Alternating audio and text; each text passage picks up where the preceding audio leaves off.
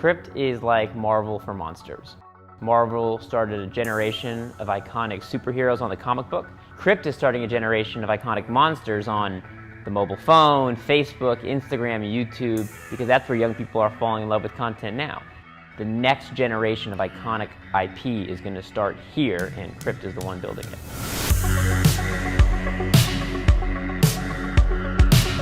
Crypt was founded in April 2015, not long after I graduated from college. So when I get to campus as an 18-year-old, the way that I consumed media was not all that different than the way my 50-year-old parents consumed media when they were my age.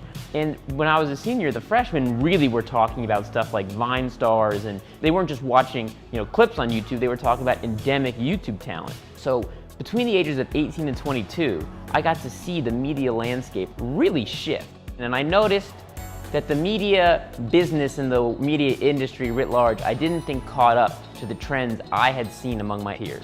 And I had this friendship with Eli Roth, who's my co-founder, and we really identified scary as a market that you could create characters, and no one was doing it. Nobody was doing it. If you look at the history of storytelling, the earliest stories we told on cave paintings, 140,000 years ago, were about sharks in the water. It's one of those things that just, from a very early age, we all think about, and it's something that just makes us human.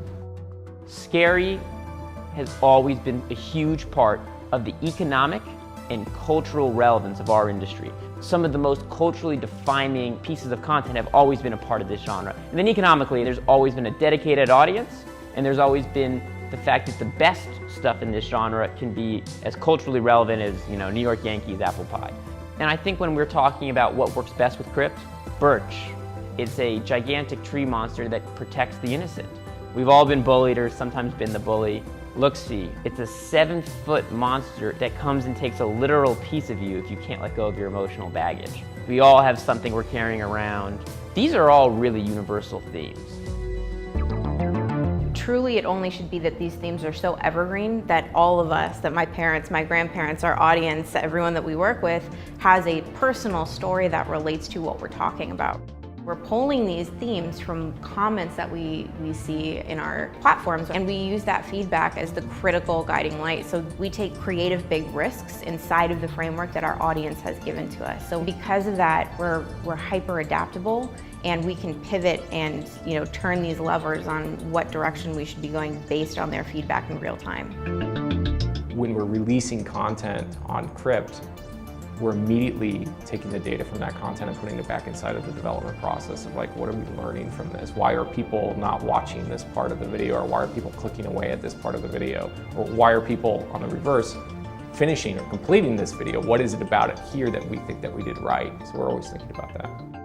I think the reason people like scary is something we all share. You've been scared, I've been scared. It's something that is truly unifying.